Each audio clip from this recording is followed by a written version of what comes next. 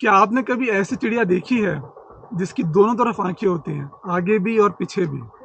नहीं देखी है? चलिए मैं आपको दिखाता हूँ।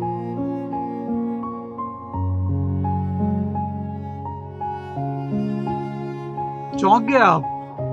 लेकिन असल में उसकी आंखें सिर्फ आगे की ओर हैं। जो उसके पीछे की आंखें हैं, जिसको आप अभी देख रहे हैं, ये आंखें सिर्फ बाकी पक्षियों को धोखा देने के लिए है। उसकी असल आंखें सिर्फ आगे की ओर हैं और वो पीछे वाली सिर्फ एक छलावा है।